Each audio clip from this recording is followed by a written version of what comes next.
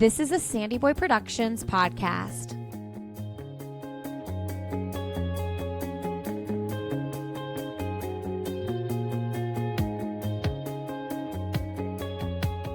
Welcome to Finish Lines and Milestones, a podcast to celebrate the everyday runner.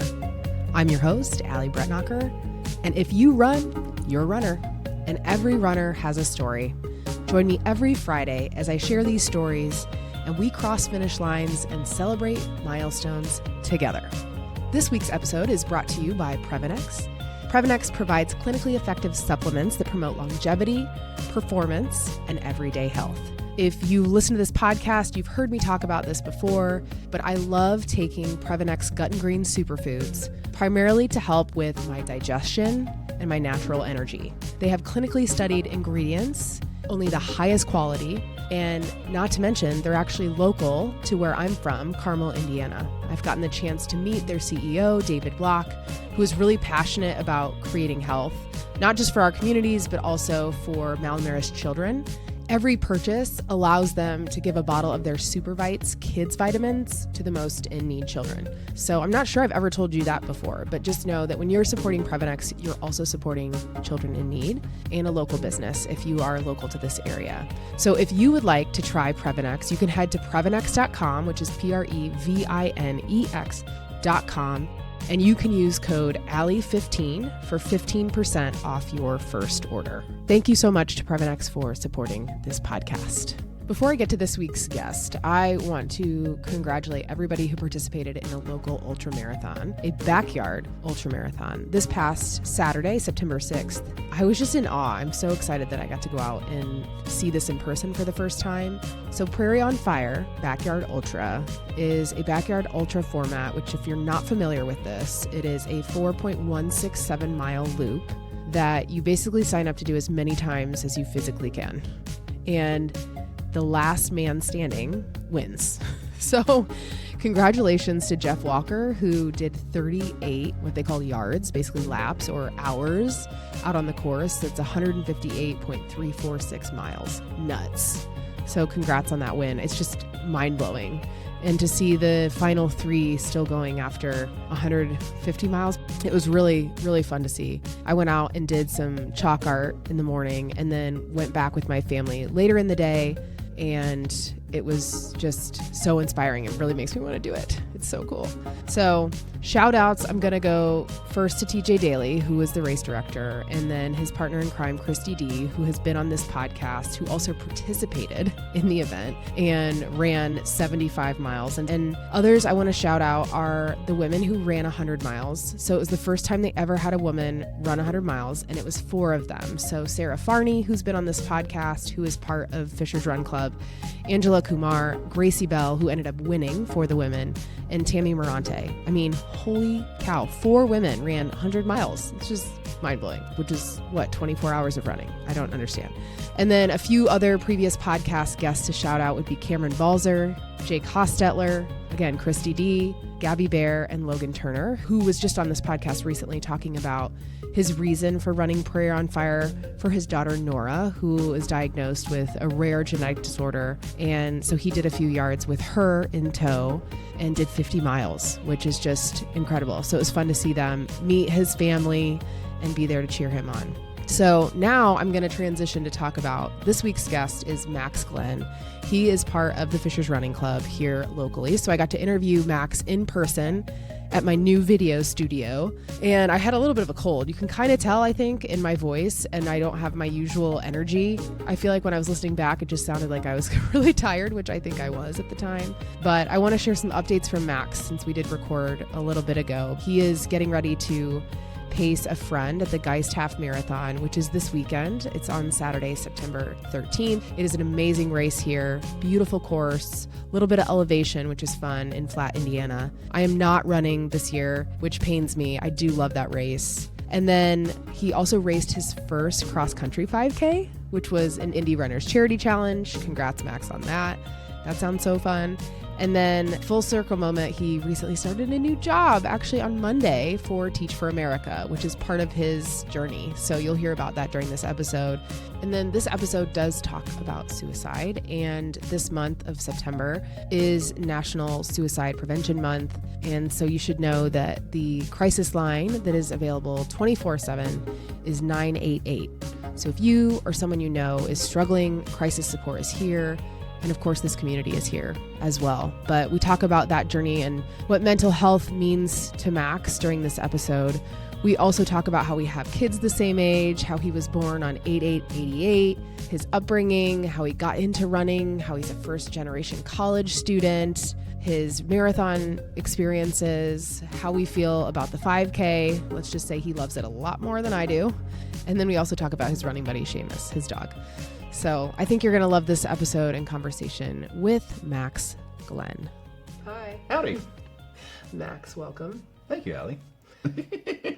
Thanks for coming over from Fisher's. Absolutely. This library is amazing. It's so it's genuinely amazing. It's so bougie. It's so Carmel. It's so Carmel. Yeah, people who are from Indiana get it. Yes, it is. It is very nice. I've enjoyed watching it and Oh, you actually watch it? I do. I watch it when I have so most of the time I listen to your podcast, I'm in my car. I'm commuting either to work or to sites and whatever. Yeah. And so I can't do it then, obviously.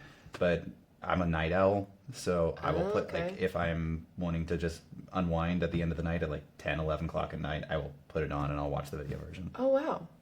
So you're one of the 3 people that does that. Yeah. Thank you. Of course. No. Well, people say you have to have video now for podcasts. I'm like, okay, I'll do that. But I do like to watch podcasts as well. Of course, I watched the Taylor Swift one because I had to. I haven't seen it. I've seen clips. Yeah. I'm not a Swiftie. I am Swift appreciative, but I am not a Swiftie myself. Well, because you're a girl dad. I am a girl dad. And our girls are the same age. They are the same age. So weird. It is very weird. 4 is intense. I'm in 4 right now. Oh, 4 is just really hard. 4 is really hard. I haven't slept in my bed in a long time. Oh, yeah, I slept in a trundle bed last night with my 4-year-old. Oh, you slept in, all right. In her bed. It's they have a bunk bed, it's fulls, and which is great. Yeah. Except my oldest doesn't want to sleep in the top anymore. She wants to sleep with her sister, which just causes problems. My oldest at 4 was a nightmare for sleep. And now she loves her bunk bed. She loves her top bunk. She prefers it above all else. She'll come snuggle with my wife, Pamela, for a bit, but then she'll immediately go back up to her bed because she's built this comfy haven and she's finally been trained at it. But my girls now share a bedroom. My wife now has got a new job in April. She works from home entirely. We converted one of their bedrooms into an office. Okay. So now they share a room. And my 4-year-old just decided about when they turned 4 that all their easy sleeping, it's gone. It's screaming. It's yelling at us. It's you're not the best daddy. I'm gonna throw you in a trash can. Oh, yeah. She's got deep. I love it. She's got deep feelings. Yeah, Jeez, it is fun. It's such an adventure. And it's people are like, why do you? You're why being do you so run? polite. I know, because if we were super unfiltered, it's sometimes just want to shit girl a little bit. It's a little bit. I know it will pass. It doesn't. That doesn't. Right.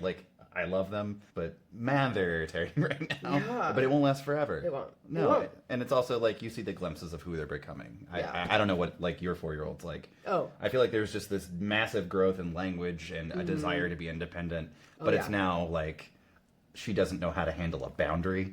And when it's no. And so I realized I have to explain things very. Yeah, and still that doesn't help. It doesn't always help, but it's getting me closer. Try. It's getting a little better. Yeah. What are their names? My oldest is Nora, Eleanor. She goes by Nora. I named her after my grandmother, my maternal grandmother. Yeah. And then my youngest is Penelope or Penny. So Nora and Penny. I love both of those names. Yeah. Penny is so cute. Yes. Do you know the Hanson song, Penny and Me? Yes. Yeah, it's one of my favorites actually. I haven't listened to Hanson in a long time, and that was one of my first tape cassettes I ever owned. Yeah. It was Hanson and Coolio. Oh, yeah. Those were my first tapes as a kid. That's so that funny. that I owned. A child of the 80s. Yes. When we first met in person, was that the first time? We met in person at the expo. Yeah. For the first time. But then when we first shared miles. Yes. You told me the significance of the numbers that are in your Instagram profile. Yes. When you were born. So tell the people. Yes, so I was born on a perfect number alignment, 8/8/1988. So if you ever find my Instagram handle, it's usually some version of MDG, which is my initials, 8888. It's just my birthday. The stars were fated, I suppose. It's my luck. Obviously, I have a lucky number. Clearly. So wild. I have yet to get a bib though that's 88 or 88. Like I don't know if you have to request that. Like, I was gonna say I don't know if that's even. I'm trying to picture the registration process. I don't know if you can put any notes in. I don't think. But I bet you could reach out to like info at whatever race and just ask. I think the closest I could probably do is maybe a TJ Daily race. My next Totally. one. I could probably just be like, you need to give me the numbers. Can I 88. please? If you have 88, yeah. I mean, clearly they'll have 88. Yeah. Yeah, that'd be. I mean, in most races, like larger races, would have 88. Yes, very big ones. I think You the gotta big. just start requesting it. Just try. I'll do that. Okay. I'll call the I'm race gonna hold director. you to it. All right. Hold you to it. Let's see. So my next big race is. All right. Yeah. All right. What's your next big race? Well, that's at the end. We'll talk We'll about. talk about it at the end. We'll talk Let's about. not get too far ahead of ourselves. So this here. whole thing. I'm gonna send this whole thing out of order. Yeah, it's fine. Well, there is no order, as you know, Right. from listening. Right. But I try to kind of do chronologically, but then you have to go down the tangents. Right. You can't ignore crazy things like the fact that your birthday's. Yeah. 88. No, I was apparently like induced. Like my mom got tired because it's August, right? Yeah. It's August. It's northern Missouri. It's hot, and my mom's like, I can't take this anymore. We're going to the hospital. They're coming out, because you couldn't know the biology of the baby yet. Like they didn't have that technology yet, so like they didn't know. They didn't? Not in northern Missouri. No. Okay, I wonder if they did for my. I don't even know actually. So that she didn't know if she was having a boy or a girl. Okay. I was gonna be Molly if I was a girl. Okay. I know that much. So is that your alter ego? No. Okay, you're like absolutely not. I No, don't have no. one of those. Yeah, or I was gonna say like for when you play with your girls, you could be Molly if they want you to be a princess. I just lean into being a princess. I'm Princess Daddy. Or, Yeah, that happens. Yeah. Okay, so northern Missouri also is super cold. Yes. No. I get all I get all the Chicago weather. Hearing you say northern Missouri and hot together. Yeah. I'm like, that does not compute as much as thinking about northern Missouri being so cold. Well, I mean, like northern Missouri's like central Missouri's on the same latitude. Oh, I guess I'm thinking of Minnesota. You're thinking I'm an Minnesota. idiot. No, it's I all am. no. Okay, because it is in the center. Yeah. So like, I mean, It's Monday. It's I all haven't good. had enough coffee. It's all good. Okay. It's all good. No. So northern Missouri. I'm from Kirksville, Missouri. Have you ever Okay. heard of Truman State? No. It's okay if you haven't. It's a Yeah, small no. liberal arts college. I went to it. Okay. But yeah, or A.T. Still University. Nope. It's a medical school. That's Okay. fine. It's all good. Yep. Yeah, so I'm from northern Missouri, town of 17,000. And yeah, so it's really hot in the summer, really hot and humid. Yeah, because it's right in it's in the middle. It's pretty right in the much. middle. And it's middle. right. You were right on the border of Iowa, like Yes, close to. Okay. very close. I'm like now. Yes, I'm so with you. I so get yeah, it. so my dad. It's northeast Missouri. It's not too far from Illinois. We get a lot of Chicago snow. Okay, yeah. Because of just the way the lake effect lake kind of effect stuff. comes. Yeah. So we got plenty of snow. I actually got a snow day in college once. That was a good time. I did too in Ohio. Isn't that It was amazing? nuts. Like you couldn't do anything really. I loved it. I went Yeah, hiking outside. We had a great time. No, but like all my dad's family and now my dad, they live in Iowa. So Okay. like south central Iowa. So like Missouri's home, but like my backyard's always been Iowa. Like Okay, yeah. that's so much time at my grandparents' farm, so much time with my cousins. I have so many cousins on my dad's Do you have side. siblings? Did you I have say? one older sister. One older sister. I have okay. one older sister. How much older is she than you? 3.5 years. Okay, Yeah, yeah. she just turned 40 this year. Okay. Yeah, she's killing it. She's awesome. She's a single mom, and her youngest just started college. Yeah. Whoa. Yeah. That's crazy. But no, she's amazing. She's a cosmetologist. So she just became partner of her business like a year ago. Oh, that's amazing. Does she still live where you're from? No, Okay. and the people who are in my hometown still are my grandfather, my 101-year-old I was grandfather. gonna say you have a grandfather that's alive. That's great. Yes, 101 years old. Lives cool. alone. That's terrifying. He lives right down And the amazing. street. It's amazing. Like it is terrifying. He lives down the street from my uncles. So That's so cool. Right. So like there's the Treasures, my mom's side of the family are still very tied into each other. So like my mom's side of the family is still very much in Kirksville, Missouri. My mom and my sister and my aunt live in central Missouri. So Columbia area, Columbia, Okay, Missouri. I've heard of So that. Is that yeah, the capital? it's just north of it. What's the capital? Jefferson City. That's right. And no, it's fine. I used to memorize. In school when memorize you had those capital. memorized. Yeah. Columbia should be the capital. It seems like it. Yeah. It should. I know nothing. No, Columbia's where University of Missouri is. Okay. Yeah. So like big college town. Yeah. It's like 120,000 and Okay. super hilly because you're starting to get into central South Missouri, which is where you get the Ozarks and the mountains and the Okay. forestry and all that Yep. stuff. Yep. No, so that's where they are. So Kirksville, 17,000. There's no mall. So we drove 90 minutes south to Columbia whenever we need to go to a mall. when I was growing up. Which is a lot because you didn't have Amazon, obviously. No, absolutely not. So 90 minutes to the mall. we had a song where we would sing as kids, like, we are going to Columbia, because it felt like so exciting. Like, it's like, we're going to the big city, That's Columbia, hilarious. Missouri. Yeah, yeah. 3.5 hours from St. Louis. So that's the closest big city I know here. Okay. And then when you were growing up, you mentioned the farm. What kind of farm did your grandparents? Yeah, it's my dad's Okay. side. My dad's side. My has dad's a farm. side. Yes, has a farm. They have 1,000 acres in Plano, Iowa. That And is do they have animals or crops or both? Or predominantly crops, predominantly corn, soy, and wheat. Okay. There are some cattle. My cousin Velvet had a horse, or still might have some horses. But no, my grandpa Gene, I think he's passed in 2014. But like the farm was his life's work. And he got it with he started farming because he was the only son in his family, and during World War II, he couldn't get drafted. Oh. So like because he had to farm, like if you were a farmer's son, even you didn't have any brothers, like you would have to stay. Oh, interesting. So like he got drafted in 1945 and was getting ready to go deploy, and then I think VJ Day happened. And so, like, it was one of the weird moments. Like, my grandma told me these stories. He wasn't really able cool. to. But, like, that it was one of the great disappointments of his life. But, like, then he deeply invested in building this farm over generations. And my Uncle Tim runs it now. And my dad, as of my grandma's passing, bought her house on the farm. And that's where my dad lives. Okay. Yeah. Wow. Yeah. So there's cool. 1,000 acres it's Glen Farms. That's huge. It's massive. It's. I can't really even visualize what that is. How many miles? I don't know. I was gonna think we're gonna have to look that up, honestly. Yeah, we're gonna have to Google that. But Ask ChatGPT. Right, but it's this thing where like a year ago when I was going to do the marathon out there, like we stopped in Plano, Iowa. We saw my dad. We hung out, and it was just like you step outside, and it's just basically like you look around, and it's all these rolling farm fields. It's not like central Indiana where everything's flat. It's like it's all rolling hills and just corn. Like the corn was harvested at that point, so it's sort of the emptied fields and what's left over, and but like cattle and just this giant sky. I was such a city kid, which was weird, a funny thing to say from being a small town, but like I was such an indoor kid growing up that like I didn't appreciate it when I was little. I definitely appreciate it now. Now, yeah, 10,000%. Yeah. Well, now I feel like Indiana is probably so similar in a way to where you grew up, except for we don't have. I mean, people will say that we have rolling hills in Carmel, and it's a very different. It feels very different. I've come to love Central Indiana, but it is a very different sort of vibe. It's and I can't even fully articulate it yet. Yeah. Hoosier hospitality is very different from Iowa, Missouri farmer mentality. Okay. And I don't. How so? I think Hoosiers are better at hosting people. Okay. Like I think that I genuinely believe that. I think there is an openness.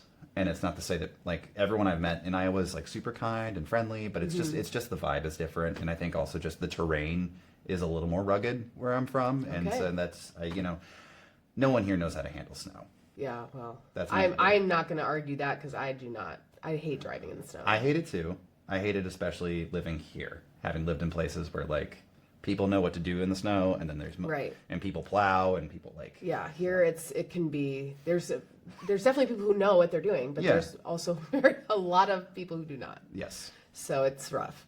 Okay, so then growing up, were you athletic as a kid?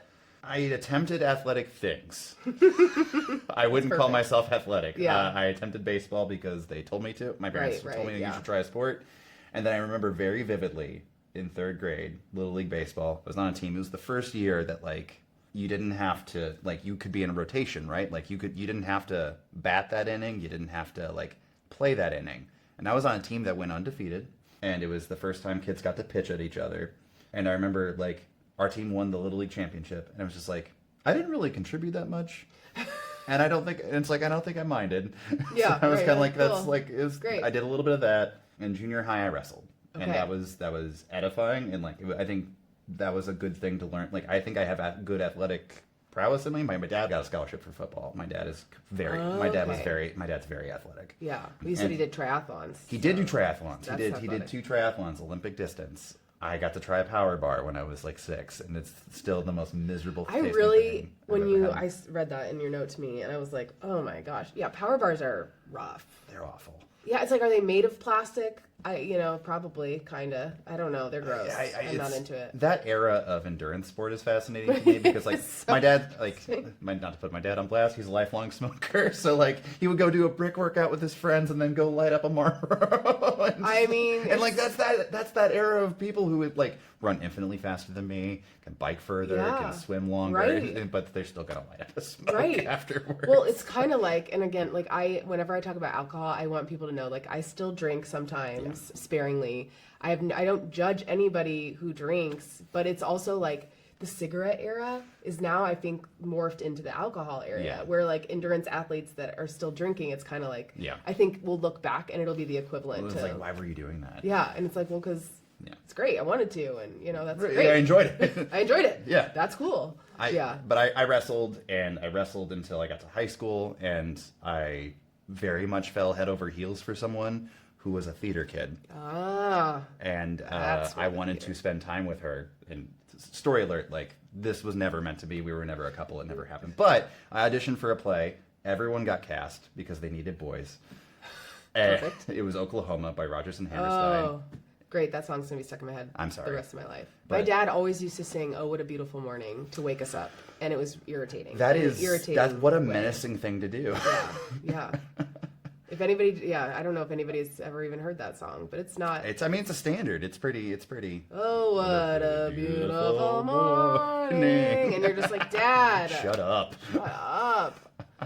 But I did my first musical, and I was in the chorus, and then I just got hooked. Wow. And it had to, and it was one of those things where at 15, it's like, well, I can't do wrestling because I have to do this, and this is the thing I have to do, and I have to get better at it.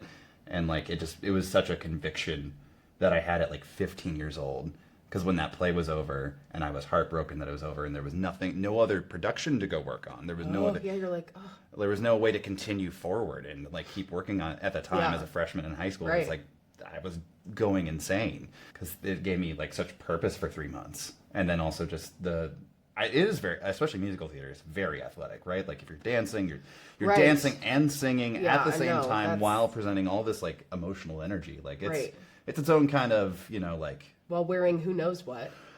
In my sake, cowboy boots and some really tight Wranglers. Yeah, so. There you go. Perfect. Yeah, that's so funny. Yeah. Is there video evidence of this? Of that production, no. I think there's some photos somewhere. Okay. Yeah, I don't know if there's any. I'd have to go dig if there's any production, like videos of theater, of stuff I've done. There's definitely photos I can go dig out at some point, but like my, high school and then later career. Yeah, I did some limited theater when I was younger. I remember I was at the, what was it called? It was Princess and the Pea, and I was like the nightingale. Once Upon a Mattress? Yes. Yeah. And I had to wear this ridiculous like sweatshirt covered in feathers and like a hat and like just stand there and sing like this one melody. Yes. It was really funny. That was like my jam. And then I don't think I ever really got, I was trying to remember if I ever got any kinds of like lead role. I tried out for stuff like in The Sound of Music and Annie and all those things when I was younger, but then once I got past junior high, I never did anything except for like choir stuff, but nothing like. What were you in choir? I was a soprano. I was a bass baritone. Okay. Which meant like I was limited in musical theater as to what lead roles I could get because my voice is lower. Right, that makes sense. So like my best role in high school for like a musical was easily I played Belle's father in Disney's Beauty and the Beast. Okay, hold on. Pierre? No. Maurice. Oh, Maurice. I think that's a great name. It is a great name. Yes. It's a beautiful name. Yes, Maurice. Use shoe polish to dye my hair. White shoe polish. Wow. Don't recommend it. That sounds messy. It is very messy. How did you get it out? A very thorough shower. Yeah, that's hard. And just very gunky hair for a while. Yeah, gunky. And like I picture it being so greasy. It was pretty greasy. Yeah. Well, in fact, actually, for my 8-year-old last year, she wanted to be Red from The Descendants, which like every girl was her age, I think. But I bought this stuff on Amazon that reminded me of shoe polish. But it was you put it in your hair. Yeah, and then you dry the hair. It was interesting. She didn't love it. It was fine though. No, there's better options for dyeing stuff. I feel like these days, and also just accepting that like most of what you can afford is probably not going to be great on your hair, and it's going to need some deep conditioning and a week or so to work through. Yeah. Do your girls talk about Halloween year round like mine do? Yes. What are they going to be this year? Nora, my oldest, went to Gen Con with me and found a wig, and she's building this like furry wolf costume. Love. Piece by piece. My youngest wants to be a witch. Perfect. Yeah. Will you paint her face green? If she wants. I think it's all like... That's so fair, because you know. No, it's you're not going to do anything she doesn't my want. kids are very independent, and they have like, especially Nora, my oldest, has such a vision artistically for like what she wants that like That's it's cool. mostly just like give her the tools to do it. Yeah. Penny, it's just sort of checking in. Last year she was a pirate. We asked if she wanted Perfect. the mustache. She did. She then found other pirates and sword dueled them on the street. Oh, that's so fun. Yeah, she has I a love dramatic, that. like she has my dramatic instinct. Yeah, that's so great. Oh my gosh. Yeah. So you did high school theater too? Yeah, so I did high school theater. I attempted to try out for soccer. Okay. It was the one year I didn't take everybody, so I didn't get in. Great. And I genuinely, like, I don't have any regrets. Really, I do regret, like, I wasn't this close to trying cross country. Right. I know. I never did. And like, but like, because I was I remember I was in a youth group at the time, and one of its coaches, like the people in charge, was also the cross country coach. She was a very nice woman, Teresa Gooch. Shout out to Teresa Gooch. Teresa, hope you're watching. But Teresa was the cross country coach, and she was the first person who ever taught me about running. And like just told me very simply, like, well, if you want to run, just give yourself an amount of time. Just run for 25 minutes. Don't worry about how fast or how far. Just give yourself an amount of time. And so me and my CD Walkman with an anti-skip technology. Was it yellow? Was it the Sony? It was the silver Sony one. Okay, yeah, I think I had that one It too. would like hold it like a frisbee. Yeah. Or Yeah. actually, I think one of them could had the clip, Oh, but like Jesus. right, Yeah, so like an anti-skip. Oh my gosh, it's so funny to think about. I know, and so that's where sort of running sort of started. Okay. But no, it was once I was in high school, it was all like I was all in on theater. Like I joined choir, not because I wanted to be in choir, but I needed to get better at singing. Yeah, for theater. Yeah. Theater. Okay. And like it was the thing where like I did very well academically in high school, and I did very well academically in school, and I grew up in a college town, so all my friends are college professors' children. Okay. And so college identity quickly became part of my life, and like both my parents are, attempted college, did not work out for either of Right, them. yeah, I think it's so interesting that you're first gen. Yes, no, college. like it's very much a thing where like my dad went to the same college I graduated from. He got a year and a half in and then flunked out. Okay. And he's quick to admit, like he was far more interested in partying and playing sports than he was his academics. Yeah. My mom, like it was a financial issue. She went there for 3 days and then realized she couldn't really afford her textbooks and things, so she had to back out and had a very strong, meaningful career in law. She was a legal secretary and then a clerk for a public defender's office. She just recently retired, but like it was very clear that like I'm going to go to college, and there was a belief that I'm going to go to college.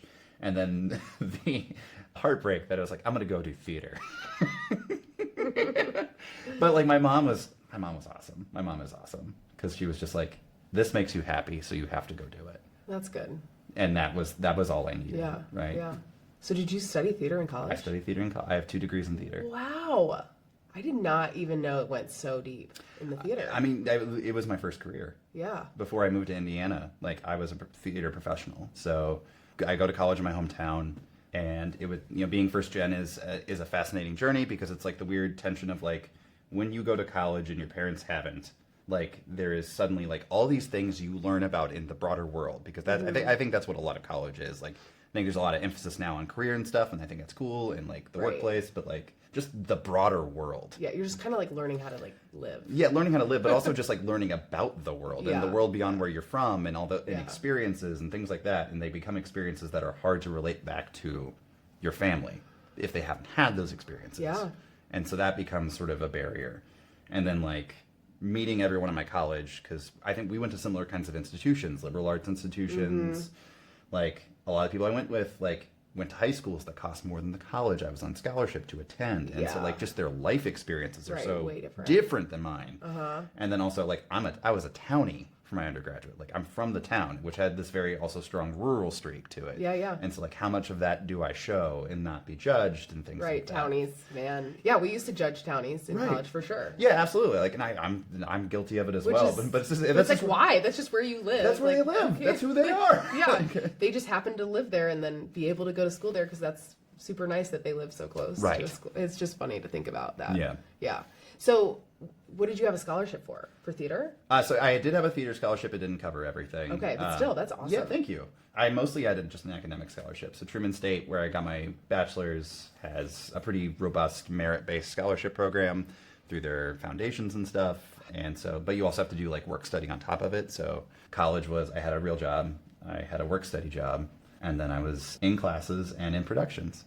Wow. For 4 years. And it was, I wouldn't change it for the world. Well, it's great training for endurance sports. It's great training for endurance sport. The things you do in like acting class that are so strange and athletic, like the amount of like just being in touch with your body that like actor training demands of you, like that is also one of the things that stuck with me very early on. I had an acting teacher, and he was very adamant. Like, he was like, you do not have to look like Brad Pitt. You do not have to have washboard abs.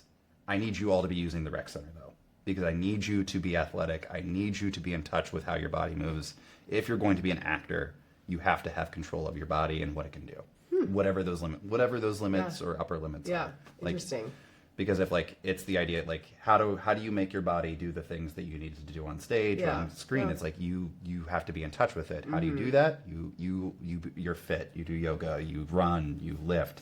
So for me, that was running and lifting. That's so interesting. So is that ultimately then what got you into the sport? Yeah, I think it was a bit of that. So like through undergraduate and graduate school for theater, like I was an OG CrossFit person. Ooh. But didn't go to a box. Okay. But like the website. Interesting. When did CrossFit? I think it originally came around in like 2000. Like I think originally like 2007 is when like Glassman started posting stuff. But like I'm back from the day of like just the workout of the day is posted on CrossFit.com. Really? And you go read it, and then it's just a forum basically of people posting their stuff and like attempting it or how they modified it. That is super OG. It's very OG and it's not safe. Yeah, I was also like, yeah. like without supervision, don't recommend it. Yeah, because the moves that you're doing, it can be very scary. Like I think my saving grace was in high school. I had to make up a PE credit from all the fine arts classes I took, so I skipped sophomore PE. Okay. And had to make it up with weightlifting senior year. Okay. So then you could learn how to. I learned how to Olympic lift. Moves. Yeah, I learned how to Olympic. Like I learned all the proper weight movements for barbell, and I learned Olympic. They also taught us Olympic lifts. Okay. So I learned how to clean and jerk, and I learned how to snatch in high school as a theater kid. Yeah, that's kind of funny. It's an amazing skill. It's I clean and jerk my small children all the time when we wrestle. Just like yeah, right. You need to go to the top bunk without getting on the stairs. There you go. Right. No, it's like that got me into it, and like running as sport. That inkling started in graduate school. There was a guy in our lighting program. He was a supervisor, so he was not a student. So I'm working on my master's in theater at that time. Okay. And you have a master's in theater too? I have a master's in theater history because I thought I was going to go be a professor at that point. Wow. Okay, that's so cool. Thank you. But he was the lighting supervisor. His name's Matt Hazard. But he was really in his running era at that time. And he is like, I'm a big runner. Like I'm physically like a bigger runner. He is a giant. He's a former Marine. Oh my gosh. He's like 6'3", but like there was a bunch of us that decided to do this 5K that like raised money for like the local like sexual assault awareness programming in Columbus, Ohio, because my master's degree is from Ohio State. Okay. And so, we ran this 5K, and like I just saw him flying. He was like this giant like Clydesdale horse that could fly. Yeah. And like we hit it off as friends, and we would go do some 5Ks together in between his training for like, I think he's done like some ultras and he had done some ultras and some marathons. Like we would do some local 5K races together, and that kind of stuff was always in the back pocket. It was just like, if a race opportunity rolled my way, oh sure, why not? Yeah. Because I'm just lifting and running and enjoying my life and being athletic. The whole like more formal running didn't start until I moved to Indiana. Okay. And then, so what brought you to Indiana? Work? Yeah. So in 2017, my oldest is born. Okay. And so I'm still working for Cleveland Playhouse. So that's a regional theater. So it's similar to IRT, Indiana Repertory Theater. Yep. So like Broadway budget, but located in Cleveland, Ohio. Okay. So I'm doing work for them. I'm doing community and theater education stuff with them. And my wife and I have a very hard conversation because my wife's from Indiana. She's from Fort Wayne. Okay. My parents are from Fort Wayne. Yes, the Fort Wayne area. And we're just like, we need to be closer to family for our children. Right. So even Indiana's closer to Missouri and Iowa too, obviously. So. Yeah. So we had some parameters going for how we were going to pick where to live. And it was important to both of us because she's a former theater professional as well. Okay. We met in graduate school while she was getting her doctorate, and we wanted to be in a city. So it's like, okay, that brings the list down to Indianapolis and St. Louis. Yeah. Basically for us. I mean, Kansas City maybe, but she had never been there before. So like St. Louis, Indianapolis, and then I think at the time, like the NAACP came out that like Missouri was not safe for women.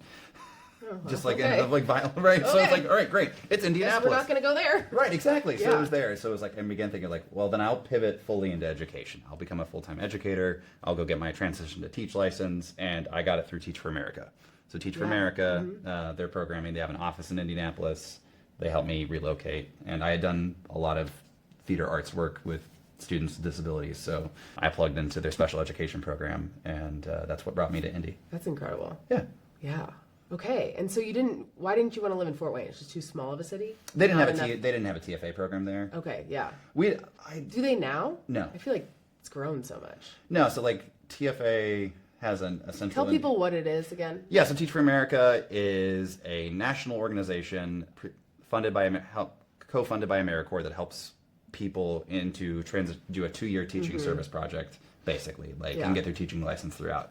And it's got this giant alumni network, so a lot of people either stay in the classroom or open schools, or a lot of people go on to become doctors, lawyers, politicians, and stuff. So they built this kind of powerful network, and it started in the 90s to address students in like disadvantaged communities or in communities that are under-resourced, not having enough teachers of quality there. So that was their premise originally. So I taught on 30th Street in Indianapolis. Yeah. My dad used to be on the board for Teach for America in Indiana. Oh, really? Yeah. That's amazing. Yeah. So I'm like familiar with it, but I don't know if I know anybody who's done the program. I'm trying to think if I have. One of my best childhood friends did AmeriCorps, which for people who don't know is like the Peace Corps, but in America, which I didn't know existed until she did it. Yeah. Yeah. Super interesting. The special education piece of that's really cool too, that you did that.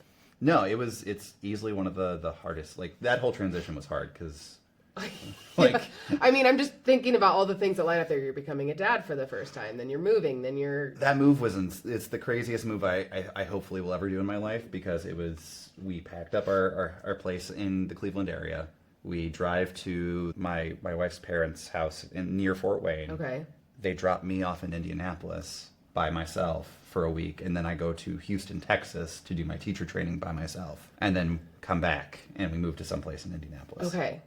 And then at what point was Nora born? Nora was 1 year old when she was already one. Okay, she was born in Ohio. Sorry. It's all good. Yeah, she was born in Cleveland. Okay, she was born in Cleveland. Yeah. So she's one which is still like it was insane. That's and like more we're insane upheaving two careers. Yeah. Like we're upheaving like a ton of and I was letting go of my theater life at that point. Right. To start something entirely new. Yeah.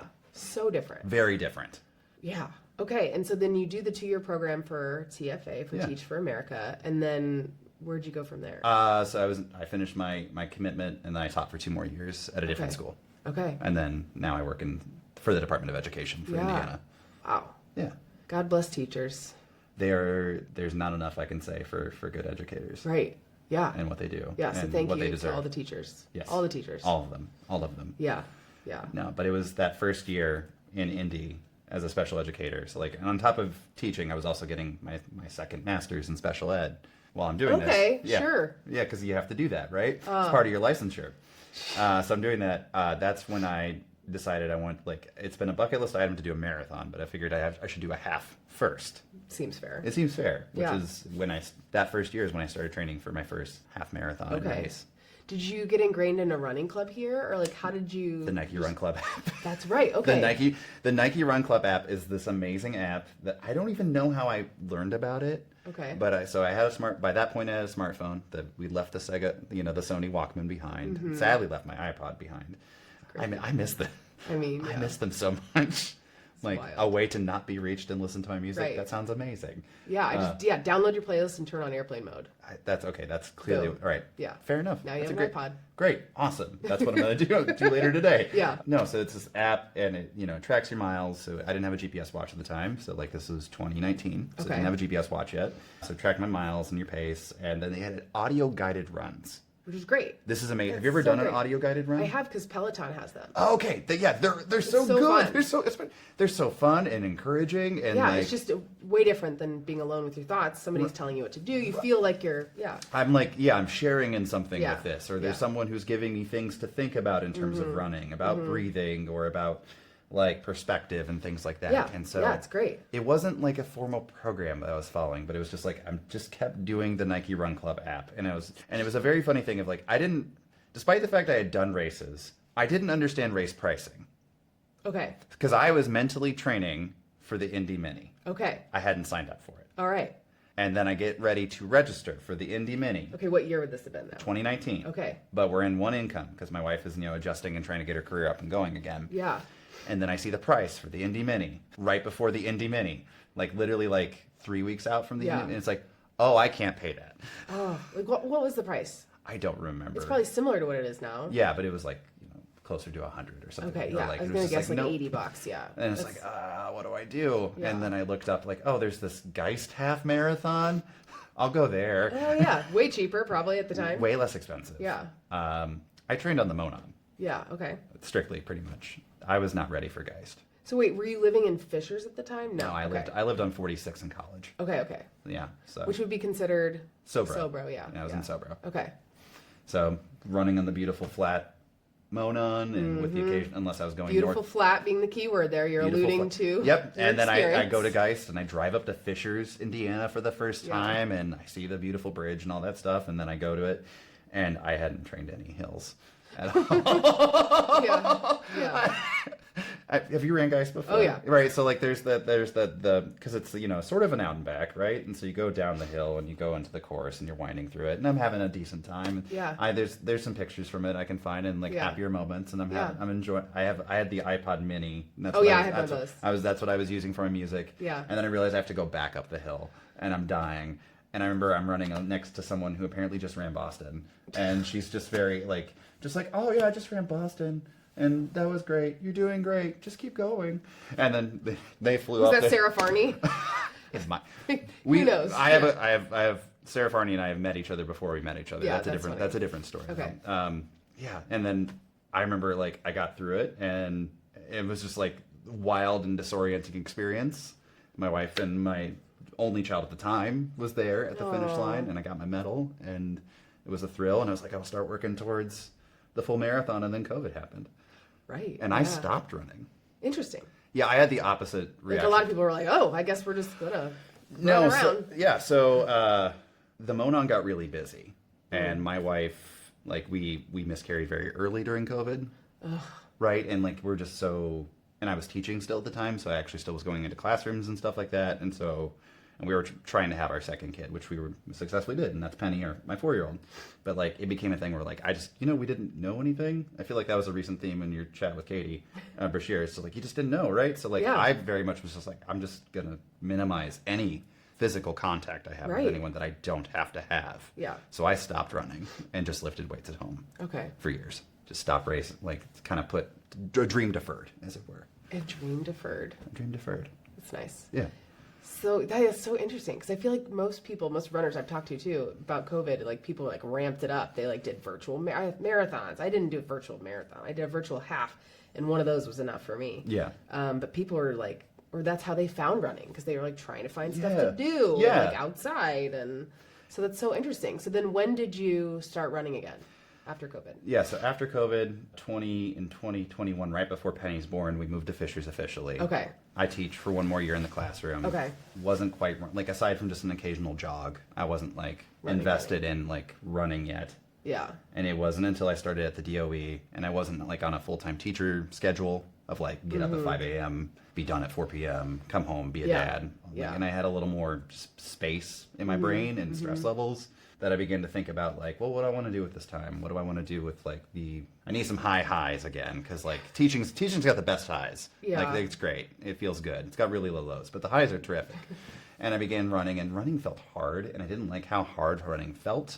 And so I began to think about, like, well, I think I've always wanted to do a marathon, and I guess I could start trying to think about what that journey towards that looks like. And then I was reading on Reddit, like, how do how do people get better to train for? And someone said running club, and so I looked up like there's surely not a running club in Fishers. And there of course was a running club in Fishers, and I was very terrified because I usually just run by myself. Yeah. I'm very much a solo runner. I've never in my life up until the last 3 years had friends who I could work out with.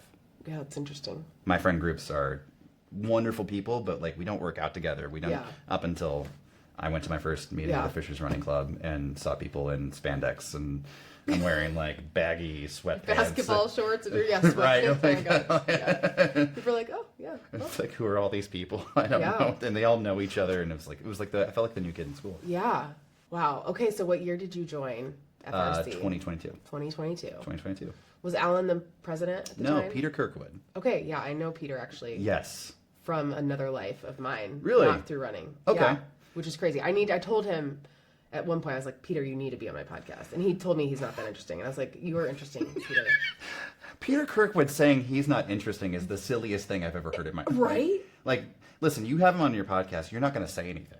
Yeah, that's fair. Like, no, he's got so many stories. He's a big reason I think I joined that club. See, because my first run, I was there. He immediately sent, like, for those who don't know Peter, like, he's such a people person. That's literally his job. Mm-hmm. And he's very good at, like, connecting and identifying with people pretty quickly and immediately. And, like, he ran that first 7-mile loop with me because, like, I tried to hang on to, because I didn't know what I was doing. Right. I just went out. Trying to run with people. Trying to run with people and hung out. And then I hung on for as long as I could. And then I started kind of, just dying. And I was out of breath. And my legs were hurting.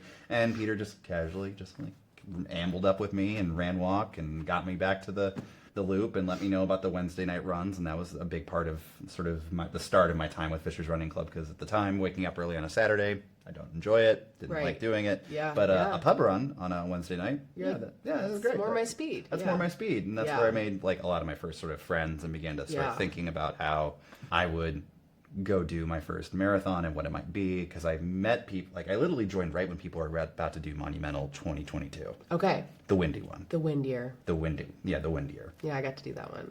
Was it? It was windy. It was windy. You know what? It was my first full marathon after having my second daughter. Yeah. And so my goal was, it was the first marathon I ever did using a coach. Okay. So my goal was to, be smart, execute on the race plan, but like to do it. Yeah.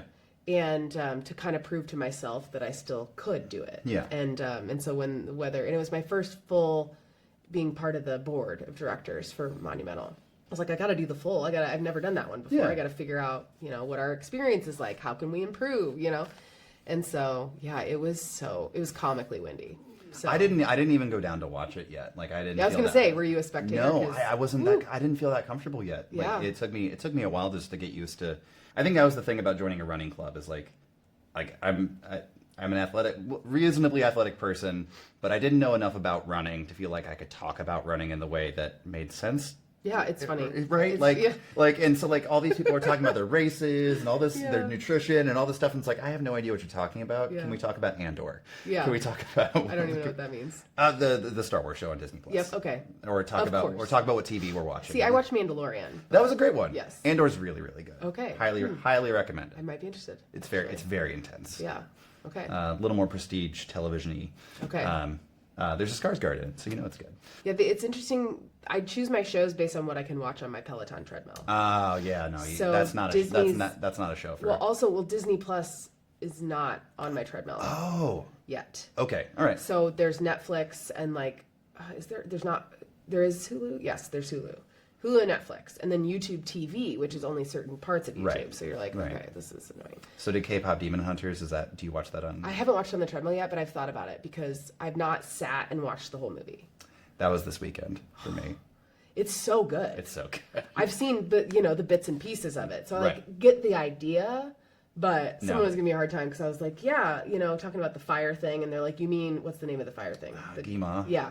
And they're like, you mean Gima? And I was like, oh yeah, I love the music and stuff, but I haven't watch the movie. The movies, like I forgot who turned me on. My friend Jen turned me on to the music, and then my daughter picked it up. Nora picked it up from somewhere and was like, "We have to watch this. We have to watch this. We have to watch." And so finally, we watched it this past weekend, and then we had to watch it again. I was going to say we watched it every day for like 3 weeks. I swear. We watched it again on Sunday, and she does the choreography for Soda Pop. I just saw. Oh my god! I just saved a tutorial. So you'll have to share. You do it with Nora, and I'll do it with Sydney, and then we'll do a mashup. We can work on. All right. Send it to me. That would be so fun. I love that. No. Yeah. I totally forget what you're talking about. This episode is also brought to you by my very own small business, Athlete Bouquets. At Athlete Bouquets, I make gifts for runners. Think edible arrangements, but all the goodies you would want before or after a race. It is the perfect gift to get a friend who is in the final weeks of training for that fall marathon, or it's maybe somebody's birthday. It's great for all occasions, or even for yourself. So outside of bouquets, there are mugs, temporary tattoos with some of my most favorite mantras, Christmas ornaments, stickers. And so if you use code podcast at athletebouquets.com, you can get 10% off of your order. So visit athletebouquets.com and celebrate the finish lines and milestones of the people you love. Now, back to the show. I totally forget what we were talking about. We were talking getting towards my first marathon, and I didn't know how to talk about running with people yet. Right. Yeah, my friend always says, like, what do you even talk about with runners? Like, left foot, right foot? I'm like, so many things, actually. So many things. Yeah. A lot of, I ended up signing for my first marathon in 23, which was Carmel. Yeah. Carmel 23 was my first marathon. And I'm trying to remember, like, the weather that year. It warmed up. It wasn't super hot, but it started, it got, like, 60s. Okay. No, that experience was, like, that first marathon experience was, or training for it was really good, but it was also like I met a ton of people who are like standards of the Fishers Running Club, like Merrill. I don't think he's ever been named on this podcast. I actually don't know that Merrill has like a sub club within the Fishers Running Club, which is called Team Gold, and it's this amazing coterie of like really fast older people. Okay. And he's very much an 80-20% runner, like lots of easy running. Taught me how to like look at my heart rate while running, and he's I met him for the first time on my first 16-mile run because the club introduced me to him. Like someone from who was the person who was answering I think it was Sarah Farney, was answering the coaching emails for Fishers Running Club at the time. And so she's like, you should go meet Merrill. And Merrill rolls up, and he's this small white man with a little bit of beard and glasses. Okay. And he's listening to West Coast gangster rap. Perfect. As he rolls out, and it's like, what's up? Let's go. And he's just chatting the whole time, and he's just real chill, and he was such a sort of helped guide me through all my long runs. He was on my first 20-mile run. Wow, that's nice. Ever, and like really helpful, very encouraging dude. And then I get to my first marathon, and it's one of the most miserable experiences of my life. Sorry, I shouldn't laugh. No, we can laugh. We can laugh. But we laugh because I get it. Yeah, no, it was. I don't want to say everything wrong happened, but it was such a. I don't know. I've healed from it, but basically, like, I started out with a group of people that I knew. Yeah. I had to use the restroom very early. Ugh. I never caught up with them. Oh, that sucks. So there's that. So that's part one. And was the restroom like? It was a short restroom. Okay, so you just had to pee. I just had to go pee. That's good. Okay, because when early on, if you're like. Yeah. Not peeing, then that's a whole nother problem. No, so like I think I'd read like just get it done as fast as you can. So I got it done really early and it was fine. Okay. So there's that. I realized like I ran without headphones. And it was a thing of when I joined the club and I meet all these people who were being true to themselves, that like they run without music and that makes them happy and that's like makes them feel more connected. Yeah. And helps them be focused. Yeah. And I'm the exact opposite. And I learned it on that race when I did not have my headphones with me. Oh that I am someone who needs to have music available. Yeah. Like, right. Like I prefer to have it. I don't need it all the time, but like I really like having it available. I didn't have it. So I'm doing my first marathon by myself. And I didn't really mentally prepare for the fact that Carmel is a helix where you're going to run through the start finish twice. Super hard. So you get through the half, and it's exciting because it has the roar of the finish, and then you have to go back out. And so I go back out, and you can look at the Strava for my first one because I'm running these like I forgot what pace, but it's like it's all very consistent. And somewhere on the Monon, like there's just I think probably poor nutrition, maybe not a strong enough carb load, or just like it's just like it dies, and it's run walk for 10 miles.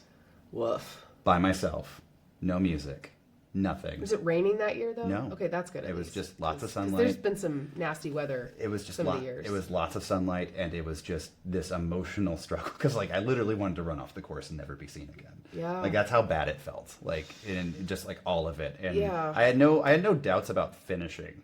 And I think that was the thing when I crossed the finish line. And what I will remember positively is Nora came and Nora ran through the finish with me. She hopped over the barrier and we ran together and ran the that's pretty finish. cool. Like that part I will remember forever. Yeah. But like Sarah, Farney, who's become a coach and like my running big sister, Yeah. like was like, you're a marathoner, and like she recognized that. I was just pissed. Yeah. I was She's mad, like, you're right. and it was just like no, I'm just like I was mad. I was Yeah. upset because I realized like I didn't run it the way I wanted to, and it didn't feel the way I wanted it to feel, and Right. like the glory of it wasn't there for me, like because I just felt like I survived it. Yeah. I didn't I didn't come to run fight. a marathon. I survived. I survived a marathon. Yeah. I didn't run it though. Yeah. And that sort of has laid the bed for the last 2 years of what I've done. Yeah. And changing everything, Yeah. or at least running wise. Yeah. So take us down that. Yeah, no, I was so upset at that experience. That which I think for a lot of people was like very, that was like your first marathon is very exciting, but no, it left me very unsatisfied. Yeah. And so that's when I ended up turning to Sarah and then Tracy Niebrick. Yeah. Because they had a coaching business, and I was just like, I want to feel successful again, and I did not enjoy how that felt. And so it just started with like, let's find something. There was a race in Cleveland that's actually attached to the one that Mark Geyer's first marathon, the Towpath. Oh, okay. There's yeah. they do a series, they do a trilogy of races. They do a summer one that's a 10-miler in Cleveland. Okay. So it's like, I want to go back to Cleveland. I want to run a 10-miler. And they trained me for that. And it was a really positive experience. Learned a little bit more about nutrition. Learned a little bit more about like structured training approaches. Realized like I'm going to be someone who runs with my music, so I made sure I had that going forward. So like that happened. Didn't really know what was going to happen next, and I was gifted a free entry into Monumental that same year. A friend of mine from graduate school lives in Ohio still. She couldn't go. So she's like, do you want my entry? I'll even pay the transfer fee. Right? Amazing. So like it lands in my lap. So it's like, well, let's try and finish the year and right the wrong of Carmel and start doing that. So they took me through like an actual structured marathon cycle, and I had to learn how to do gels and found gels that worked for me. And Which ones do you use? at the time I used Morton's. Yeah. I'm now an SIS guy. Okay. I really like SIS. I'm trying to remember if I ever tried an SIS gel. They're very liquidy. Okay. They go down quick. Yeah. I think that's Okay. the main thing. Like I don't like any of them. Yeah. If I'm being honest the with myself. flavor, yeah. Like I don't enjoy any of them. Like I don't crave like there's nothing. Tried the syrup? Did you try the syrup? I'm going to try the syrup. Yeah, they're really liquidy, and it tastes like. I mean, obviously, It's it tastes syrup, right? Like yeah, no, like I'll definitely like I'm open. Like I'm kind of in between. Everybody trainings. has to find what works. Yes, and Yeah, I for found them. like Morton's does work for me, SIS, but Morton's is very expensive. I was gonna say like. I can't refinance my house Right, for Morton's nutrition, gels. for Morton's Yeah, gels. yeah, they're so expensive. My Monumental Marathon was amazing though. Like it was an amazing day. I've grown to love Indianapolis. Monumental helped me do that. Yeah. I did not always love living here. The Monumental Marathon helped me. Like We're just gonna have our team take that soundbite and like use it for our marketing. please do. No, like it was a bit like no, it did because it was like, oh, I'm running through all these places I love because I used to run on Butler's campus. I used to run, like I'm running through my old neighborhoods. I'm running by the neighborhoods my students lived in. I'm running by the art museum, and like it was a terrific experience, and it was. The weather was amazing. The weather was amazing in 23. Oh, The weather was, amazing. and I had friends from my out of town club I'm also in. Okay. There, and I got to play host to them, and I was so happy to do that at the Kofuzi Run Club. Yeah, that's a good segue too. Because Yeah. I don't know. I know who Kofuzi is. Yes. But I don't know. I didn't know that there was a run club associated. It is a very loosely organized run club Okay. that sort of started from he has a live stream that he occasionally does, okay. and so people offer questions and thoughts about the shoes he reviews and things like that. And Yeah. from there, a Discord server was built. If you're familiar with Discord at all, I didn't know. Just pretend like I. it's have no Slack idea. for gamers. Okay. I'll be perfectly honest with Okay, you, right? here, Like that I understand. Yeah, it's Slack for gamers. There's a lot Yep. of voice chat in Okay. it, but like it's a little Discord server, so by subject, and so it's this club of people. Wait, are you a gamer too? I am a gamer. Okay, didn't know. Okay, Right. continue. Lots. So many. I'm a Renaissance man. So many things about me. So like the club is a very sort of informal gathering of people from truly around the world. Yeah. I know people who are in the club from Taiwan and Cool. as close as like a couple people in the Indiana area, not in Indy, but like all over. And we share our training. We share what races we're working on. We're sharing, like, there's now meetups that organize races, especially the majors. Yeah, that's we cool. We're like a lot of training encouragement and a lot of memes, things like that. And and it's also we talk about like gear and what stuff we're using. Right, like, hey, what do you like for this? What do you like for like nutrition? The handheld, like water bottles. Yeah, what handhelds do you like? What? Yeah. It's all now this repository of stuff for like what people are doing. Like, I've met people who make their own gels now. I haven't tried that yet, but like no, there's a guy I've met named Rich, and like he makes this, like, he's working towards he wants to be a Western States qualifier. That's his big goal, and he makes his own gels. Yeah. Okay. And like he's told me, it's like, oh, it's actually pretty simple. And it's like, well, okay, cool. Good for you. Yeah, Right. That's like making your own baby food. I don't get myself to do that. I don't know. Yeah. Yeah, but I mean, no judgment. Yeah. Like, that's pretty cool. You can do that. Probably saves a shit ton of money. Yeah, that's exactly it. Right? Like, Yeah. I've been trying to mentally think through, like, is the cost of labor effort, like, worth it? Right. Like, I've definitely thought about it. Yeah, interesting. Well, Yeah. if you do that, please document the journey. Yes. No, but like also, like, they are the ones who tuned me into like the Des Moines Marathon. Okay. Right, Yes. because that's like where you're from, kind of. Yeah, no. So like after Monumental, and like it was such a positive experience, and it was a thing where it's like I knew that short term I wanted to work on my 5K, and I'm very much a project based coaching person. So like I go to like I mostly work with Sarah Farney. I've also worked with Mark Geyer. Mark Geyer helped me on my 5K. And that was a very different, wonderful learning tree to sit under, like just because he's such a racer. Yes. And that was so neat to learn about, right? Yes. But the Kafuzi Run Club has a Secret Santa. Oh, and on our fun. list of Secret Santa, you put a race that you'd like to do. And so for Secret Santa, someone bought my entry into the Des Moines Marathon. There you go. There you go. Jeez, that's a nice Secret Santa. It was super nice. Whoa. Yeah. Because that's like got to be a couple $100. Right? I think they bought it pretty early. Like, okay, but still, it's like marathons are not inexpensive. No, but like around Christmas Day, I got, a package, and it had this piece of paper from the official Des Moines Marathon. It was That's like, cool. Here's your entry into the Des Moines Marathon, and here's how you redeem it. That's cool. And so it was, go over to Pam and be like, hey, we're going to Des Moines in October of 2024, just to let you know. And she's like, oh, okay. Sounds great. Yeah. Yeah. Wow. Yeah. Okay.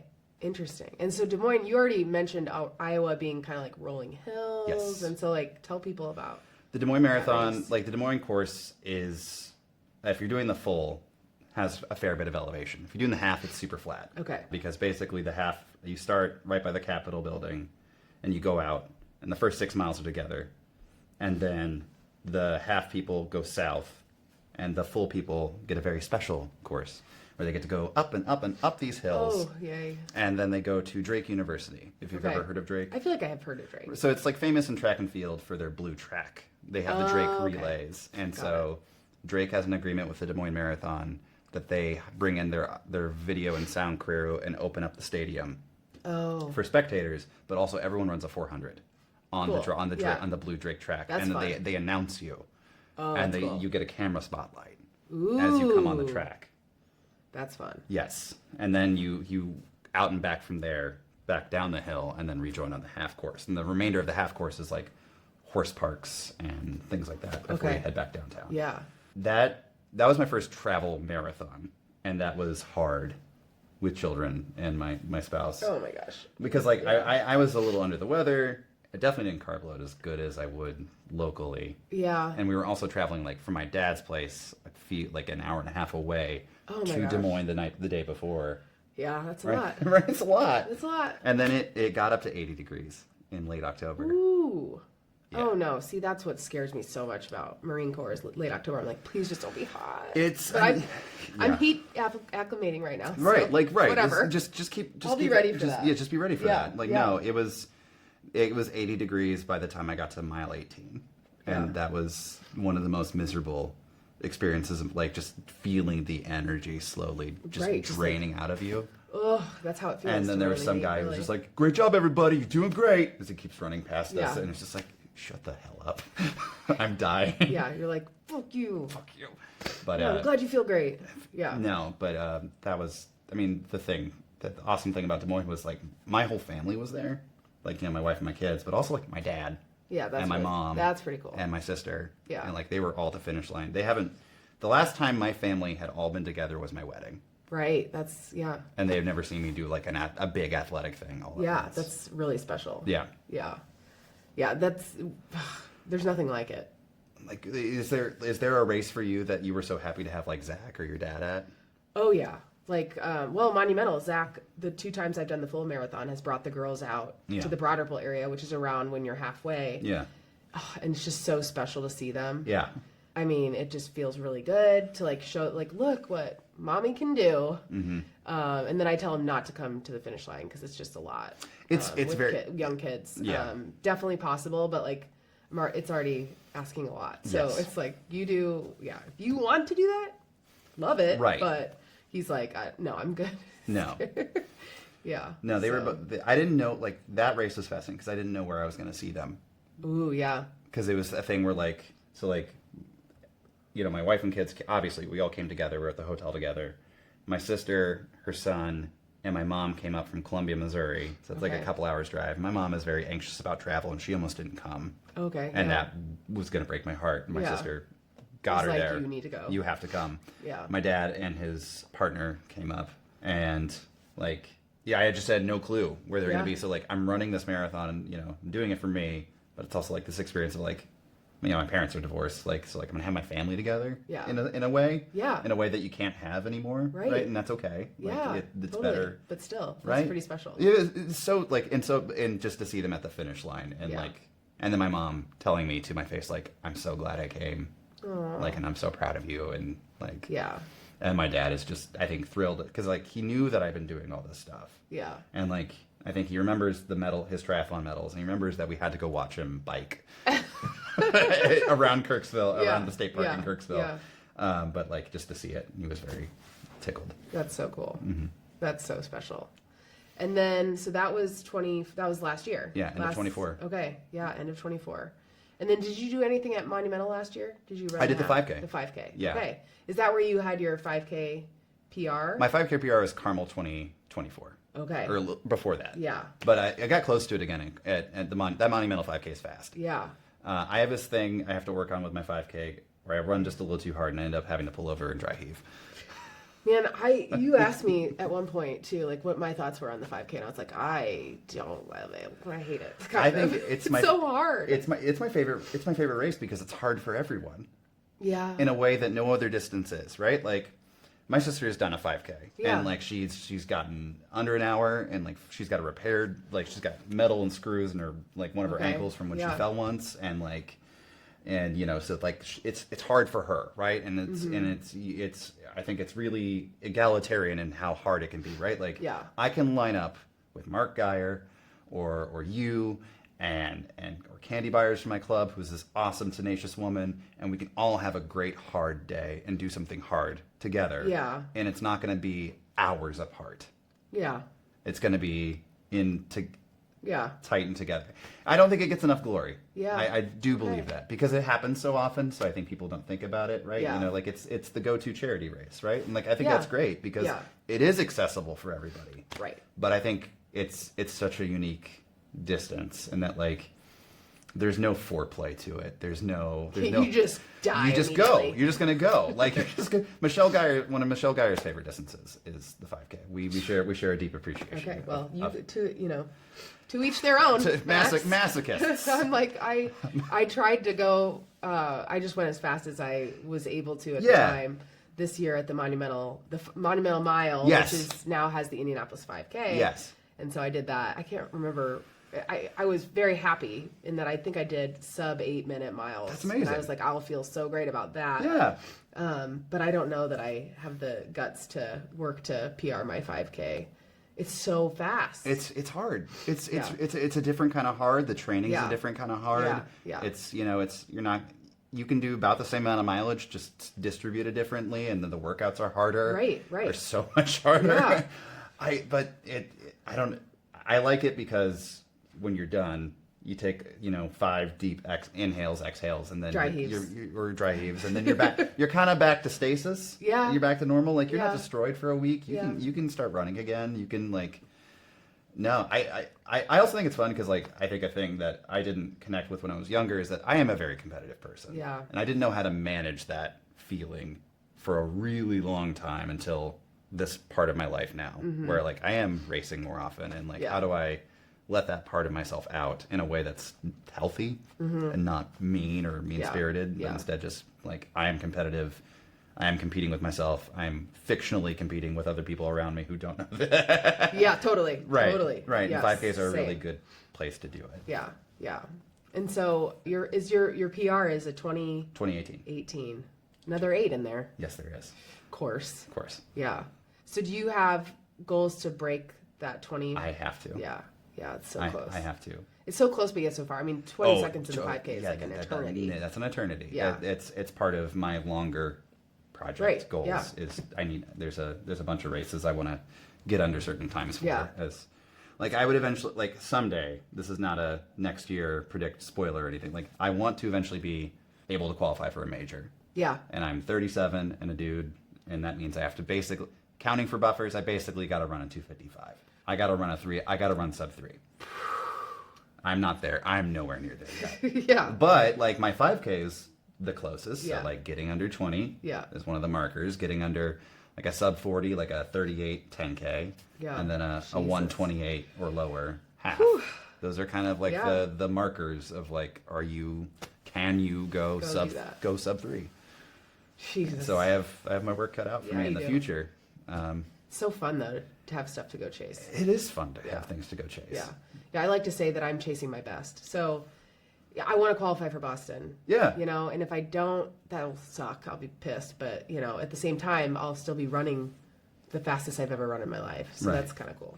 Like, I just don't know how much longer I have. Like, that's, I mean, all. no one does, Yeah. right? But, like, I feel very aware of it. Right. Like, I'm very in touch with no one knows how much time. Like, I feel, and I just feel it very tangibly. Like, there will be a time when I can't do this. Yeah, so, like, and like and I go retire to the trails, and I'll be happy about that. Right. Because I do like trail running, but it's like I don't. How much time do I have? Right. Yeah. And so this year too, you did an ultra. I did. And let's talk about April of this year. Yeah. Because you trained to do the Carmel again. Yes. 2025. So like all the bitterness of I do Carmel 25 because of the bitterness of Carmel 23. The bad taste it left in my mouth. Was like the seeds that began planting a lot of this. And a lot of people from the Kofuzi Run Club were going to come into town for Carmel. Okay. And so I decided, like, I want to go be with them. I want to run. I wanted to see if I could run Carmel an hour faster than I ran it the first time, which was in 23 versus 25. So it's like I ran a 4:28. My first marathon in Carmel. And so like I connected with Sarah again. She really helped me get into great shape, and I felt like it was the most. I've never had like an A race before, where like I just feel like I'm all in, like like my emotionally and mentally and physically, I am just all in, and I get ready for Carmel, and then it doesn't happen. Yeah, I can still feel my body. Right. Okay. So tell people how you found out. Yeah. There's a group of us who get together on Sundays to run and go get coffee afterwards. Okay. And that chat popped off about 5 a.m. That Carmel was canceled. And so like I'm getting up to have my bagel for the morning and make my cup of coffee before the race. And then like I just find out and I'm just like I'm sitting there on my couch and I'm sitting there thinking about my friend Ben who came up from Oklahoma City to run. And I'm thinking of my friend Son who came from Cincinnati to run the half. And I'm thinking of the fact that like we all made matching bracelets for my friend who was chasing a sub 3 who couldn't come to Carmel and like was going to be ready to cheer us because he's injured and he was cheering us on from Baltimore. And I'm just like, it's everything just falling apart all of a sudden. And it's just like having everything laid out and having this thing I'd been like thinking about and daydreaming about and building playlists about and just so much it had consumed me. Yeah. And then to not be able to do it. And like and then to have all of these feelings and there's nowhere to go with it and like it. Pam was like, my wife is awesome. I'm so lucky because like I'm gonna go run 20 miles on the Mona. She's like, are you sure? Are you sure that's the thing you need to do? Yeah. And she really was able to like sort of talk me down and like it's okay that you feel this way. It's okay to have these feelings. That's not going to help you. Right. Like really, really ask yourself like, is this going to help you feel better? Yeah. And I went to the Monon for a second before changing my mind and ran a few miles with my friend Dan, and that was good enough. Yeah. Not good enough, but it was. But it was just like, okay, that's what I needed. Yeah. So that I was already signed up for the full mo because I had been helping with it for the past couple of years. Yeah, okay. I crewed it in 23. I biked the whole thing for Fishers Running Club. It was an amazing experience. It was very funny in 23. I was like, I'll never do that. Yeah, right. All the things you say you'll never do, and then Mm-hmm. your mind changes. And then in 24, I helped run somebody in for like 13 miles. Okay. Tammy Moranti, who's one of the people in my club going for 100 miles. She's awesome. She is a rock star. And then I had signed up for it. It was an entry from a friend of mine from the club, and he gave it to me because he wasn't going to make it, and so we got it transferred over. And so I began thinking about it, and it was just like, I have all of this fitness, and just I need to do something with it still, and I want to do something with it. And I don't want to wait. Yeah. And it's like, well, and I began thinking like, what would the full mo look like? And so I began to think like, can I run a 50K faster than my first marathon? And I asked Sarah that at the time, and I paid her to extend the block a little bit for me, and it's like, can we try this? And she's like, yeah, let's go. Let's go. Let's fucking go. Yeah. Hell yeah. And then, so for people who aren't local, who haven't heard us talk about the full mo on this podcast, just so they know. Yeah, so the full mo is a 50-kilometer race, so 31.1-ish miles. It is point to point. It is the entire currently paved length of the Monon Trail, which is a former rail line that's in the central Indiana area. Yeah, it's like a staple for all of us to run. Yes. I mean, everybody's heard about it who's ever listened. I mean, Fishers people are we're nickel plate people. That's I right. suppose. You are. And I've ran the entire nickel plate now, and that's been a delight. But no, it was a beautiful experience, and it was great. And I basically rolled over all the kit. I was going to wear a Carmel. I made a special singlet. I didn't get to print it in time, which made me really sad. Oh, that sucks. Yeah. I had my friend's an artist, and she made me a train livery. Okay. Like the paint, like the lettering and the kind of lettering you might see on the side of a train. Oh, okay. And it was going to see MDG 8888. Oh, okay. That's cool. Did you get it printed now and you have it? No, I'm building a shadow box for this event. But in the lead up to it, Carmel, that bad first marathon was like the soil. Yeah. For where I'm at right now. And I knew that, even if I didn't get to express it yet. And so for the Carmel Marathon, they're really great. It's like you can come collect your medal after you can run a virtual race. Yep. They didn't have the option. They didn't have an ability to track it, but they're like, if you want to come collect your medal, you can. Yeah. And so I decided, it was like, I still want to earn my medal. And so I had him put it in a bag. So Tom from Athletic Annex put it in a bag. And I called up TJ Daly, and I was like, TJ, I need you to hold on to this until I finish the full mo. That's so cool. I love it. Because I'm going to do both. Yeah. In my brain. And so I raced a marathon. During the full mo.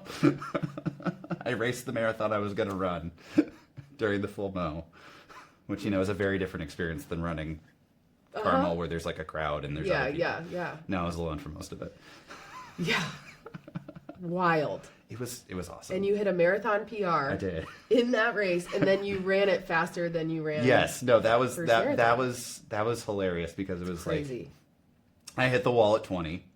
And I could feel the legs starting to peel off because I wasn't pacing. I was running a marathon. I was running a marathon effort for that day and that heat and all that stuff. Oh my gosh! And Treg Harris from my club and Garrett Krepenning, they picked me up from the Fishers aid station that they had at the Monon Community Center, and they were going to run me in the rest of the way. And I made and I was on pace to a really aggressive 50K time. Yeah. And then, but I could tell pretty early I was losing some steam, and it's like, okay, we're going to get to the marathon marker on my watch.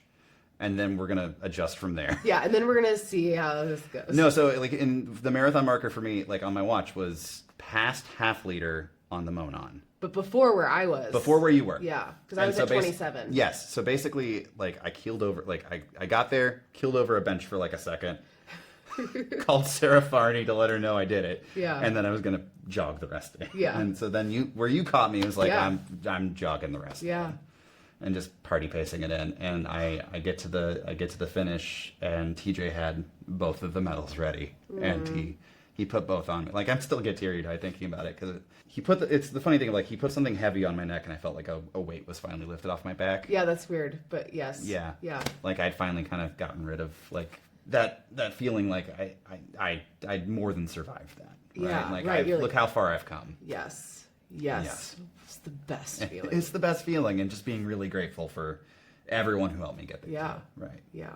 Yeah, it's like, okay, so like, Natty, how do you top that? It's honestly, it's just giving myself the space to not have to top that. That is really wise. I mean, if you like, my summer training's been. You don't have to. No, my summer training's been very relaxed and kind of all over the place. Yeah. And like, I think I was at a certain point, I was trying to like work on my 5K again, and I realized like I'm just not emotionally there yet. Yeah, I don't want to. I don't need to. Like, I'm starting to find.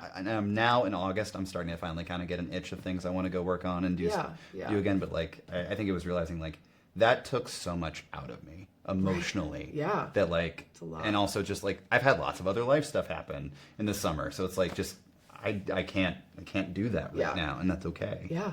It's totally fine. It's okay to scale back and adjust and like listen to what you need globally instead of just chasing numbers all the time. Yeah, yeah. I think that's a really good place to talk about mental. Yes. The mental side of running and like mental health in general. Yes.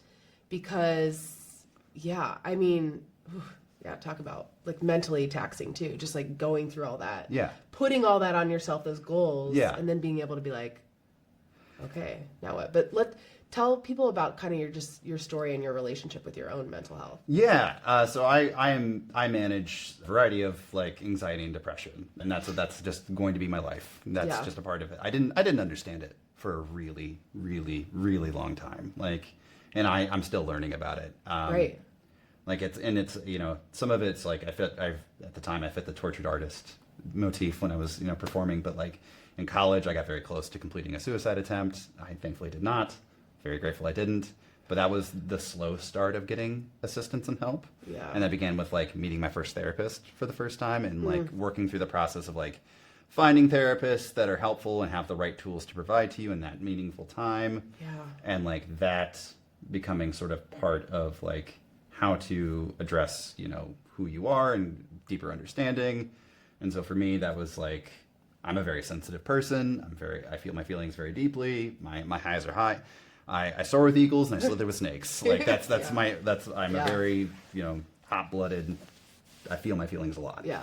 And so how do you manage those feelings? And then, so like that was, that's the ongoing work of like therapy and the things I've learned in therapy. And then at a certain point, actually after my first Geist, like realizing I needed, because I would have a stress response of suicidal ideation. Like I don't actually want to do anything. Like I want to make this abundant. And also, this is my story. I want to make that abundantly clear. Like everyone else has their own story with this. This is just mine. Right. So like my stress response would be like just very bad imagery, right? And like how do you what are the tools to deal with that? Yeah. One of the tools that ended up helping me and get to a better spot was like medication. So that was something I had to I took on. I found a medication. It worked for me. It helped like change where the basement lives. Right. So I could then apply more of those tools. Mm-hmm. The funniest thing I have found with running though and like fitness globally is helpful. I have not found running to be the act of going on a run to be very therapeutic for me. Yeah. It does not do much. Like if I am in a low spot and I go for a run, I'm just running in a low spot. I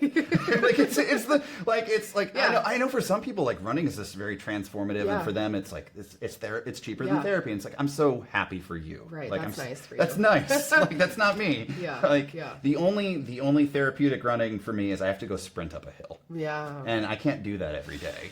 And that's not good for me to do that every day. Yeah. So it's instead it's like, am I managing my choices well? Am I eating all right? What little sleep am I getting? Is it quality? Like, am I surrounded by people I know who care about me? And I think the big thing I've been working on is just like telling people what I need. Gosh, yeah. And that's hard. Yeah, yeah. I don't know. Like I'm a reforming people pleaser, so. Same. I relate to a lot of what you said.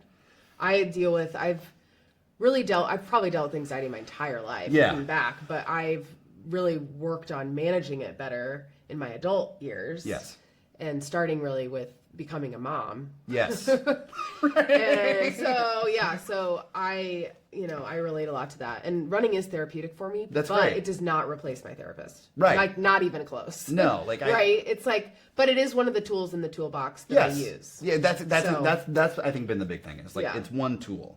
Right. I think for me, there's something about competition and exploring that in a healthy way that's been good for me and very healing for me. Yeah. That's why I think I like 5Ks and shorter distances. Is there's lots of opportunities to race and just challenge yourself positively in that way. Yes. And it's actually something I think, like something that's like I've learned from running that's been helpful is like Mark Geyer talks about process goals a lot. I don't know if you ever talked about it on his podcast. I don't think he did. No, so like with his runners, and something I've brought when I work with Sarah is like goals that are part of the process, things that you can always control in the moment. Like they're like you won't always run a PR. You never will. But like you can set a goal about your nutrition. You can set a goal about like I want to smile 3 times during the race. I want to right, like I want to pass this many people and make an effort and count those things. Yes. Or if I have a negative thought, I want to use this phrasing or this word or this tool I have. Yeah. Right. And like his is, that was something I don't know if I've ever told him explicitly, Mark, thank you. That like I've pulled into my life. Yeah, which is really nailing down like what you can control and hold on to that. And like always making that a part of what you're doing. Yeah. Yeah, it's really well said. Thank you. I like that stuff. I'm going to use it too. Yeah. So no, I think it's like every goal, like, I still have time goals, but there's also goals I want to, like, I raced the Hamilton County Humane Wolfstock 5K. Hamilton County Humane. Yeah. Yeah. And my process goal was like, I want to be steady and I only want to make a move on someone when I want to make a move on them. Mm-hmm. So like I was racing and it was not a PR day. Did you have Seamus? How do you say your dog's name? Seamus. Seamus, not Seamus. No, that's all right. I use a very funny spelling for his name. Okay. No, it was too hot for him. Okay. No, that's fair. Yeah. Seamus is my healer. For those who don't know, he's my healer. Literally, that's his breed, or he's healer border collie. Okay. Yeah. Or he just heals my soul because A little bit of that. So much. But he's 1,000% cattle dog. Okay. So he is a work dog with an engine that can go forever. Yeah. Bluey and Bingo. Basically, Blue. Yeah. Very much so. Yeah. A little more border collie than healer, but he's definitely got the healer. Yeah, because he doesn't look like. Yeah. No. You see the healer come out in how he acts. Okay, got it. Yeah, he's got that personality. He's a constant work dog. What's the furthest that he's run with you? 6 or 7 miles. Okay. I think we can go further. Yeah. How old is he? 1. Oh. I got him as a puppy. I got him from the Hamilton County Humane. Yeah, so before my wife ever knew me, there was our first dog. That was like, they saved each other. And then I entered the picture and was stepdad. And then January 24, Kaya sadly passed.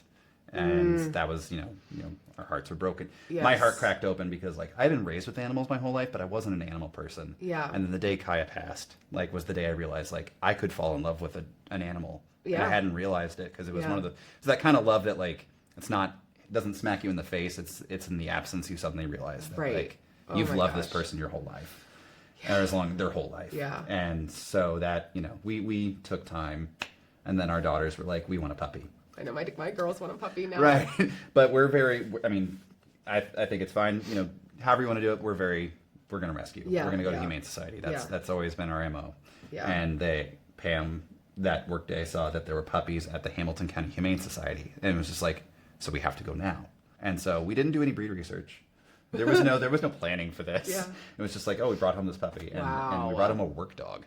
And we were not. That was quite an adjustment. But it's also like, well, if you're a work dog, you can run. You can run with me. I can train you to run with me. Yeah. I can. And so he is. If I truly want an easy day, he's my easy day boy. That's so because great. he doesn't want it. Like, he'll sprint after things. Yeah, but not while running. Not while running. That's how my dog. Well, my dog Doug is now 11. Oh. We call him Designer Doug because he's a golden doodle. Yes. And because of my allergies, which I don't know if people can hear in my voice, but we have to have a dog that doesn't really shed, and so that's how we got Designer Doug. But he's slowed down. Obviously, he's 11 now. But and his paw pads are more sensitive, and so I got him these little booties that actually Rachel Ebeyer from Fisher's recommended. Yes. But he hates them, so anyway, so he doesn't run with me as much as he used to. But he at one point got up to 10 miles with me. That's awesome. Mm-hmm. He absolutely could. He's just out of practice right now through the summer. But like the winter, we've done 6 or 7 miles. Like I've done most of Town Run with him, Town Run Trail. Okay. Which is mostly mountain biking, but like he's so well equipped for that kind of environment. Like because he's just sniffing and constantly scouring for things. Yeah. No, he's just this hyper. And like I got to see him this morning and spend time with him this morning, and he's my energetic prince. Like I'm have my wife and my 2 daughters, but he's my son. Oh, Seamus. He should come. You've raced the Monumental Mile. Do the dog. Yes, no, I wanted to. I was out of town. I was out of town this year. Yeah. Okay, so next year. Next year. No, 10,000%. That's what we're doing. Yeah. Can you believe that it's time to ask the end of the podcast questions? I can, but it's actually more than time because because we've gone over. We've wandered. It's all good. The 2 questions I ask everyone, as you know, are what's your favorite running mantra and or song? Okay. Mantra is let's fucking go. I will yell that to myself in the middle of a race, and especially if I'm by myself, and I just want to keep going. I don't know. I just, ever since I learned it, I even have it as a friendship bracelet. I love it. LFG. It reminds me of Vince Aughton too, because Vince loves that. And I made stickers. I should have brought you LFG. The other mantra would be stand down. I've got this. It's part of a therapy exercise I learned. Right. I use it during a race with, like, you basically do the 5 senses, like name 5 things, say out loud 5 things you can see, 4 things you hear, 3 things you smell, 2 things you taste, 1 thing you feel, and that gets you kind of dialed into your senses. And then you say stand down, I've got this, because it's basically telling the amygdala, like, relax. You're in charge. So I will do that in the middle of a hard run. Okay. Because if I can talk out loud, it means I'm not working. Like, I have enough control going on, right? Right. Song. God, that's so it's hard. That's hard. I think the one that's stood with me with the test of time is probably "Walk" by Foo Fighters. Okay. You ever heard it? I'm sure I have. You gonna sing it for me?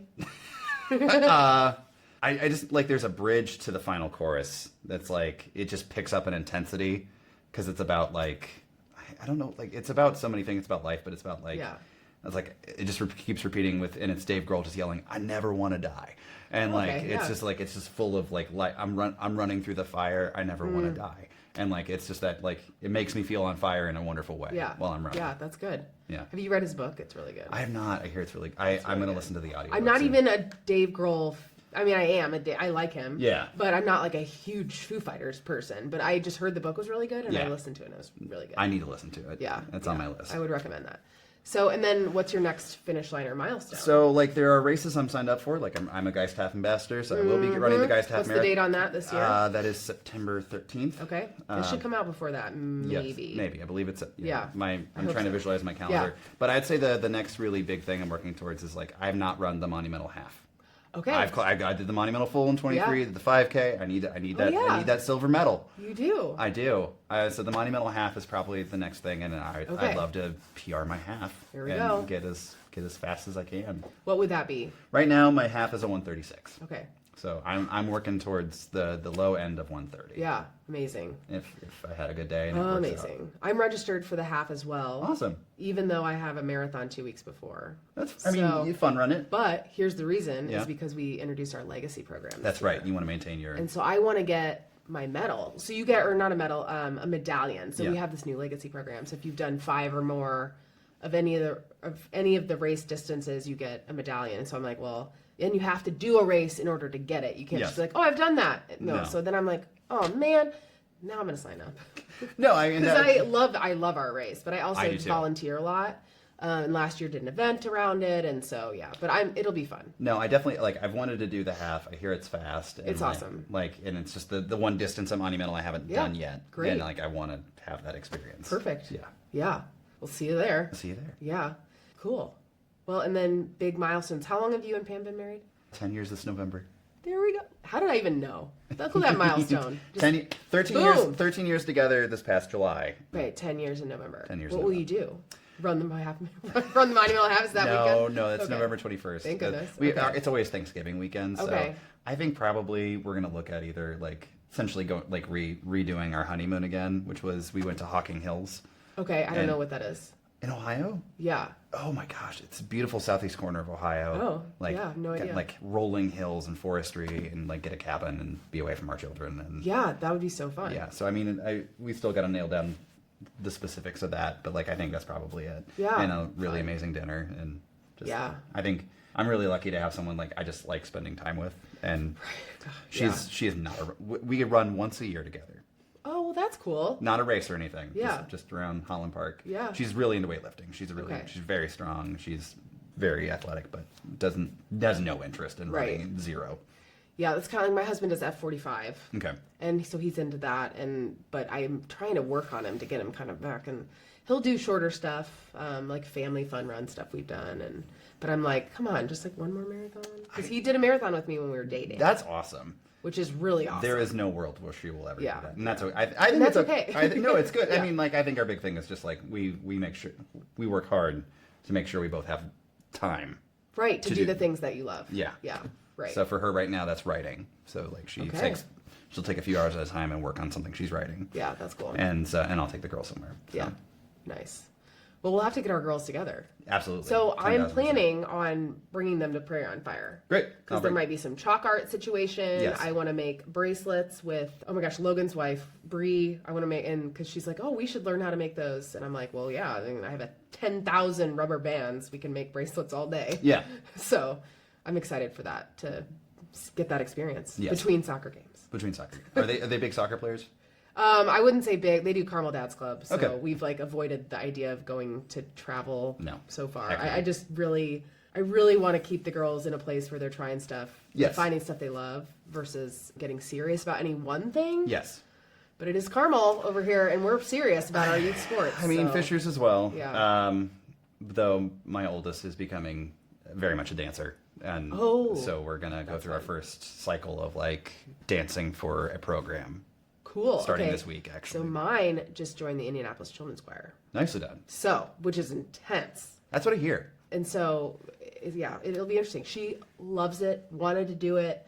She loves music. I'm like, cool, we'll see how this goes. Yeah. So it's their 40th year as the ICC, and so they're doing next summer a trip to Carnegie Hall in New York. All right. So if that's not Carmel Kid for you, I don't know what is. No travel league, but we're gonna go to Carnegie Hall. We're gonna go to well, Carnegie. like they tell her that We're the gonna go to New first York. day. We're And gonna she's go like, to New York Mom. City. She goes, Mom, we can do this, and I was like, oh God.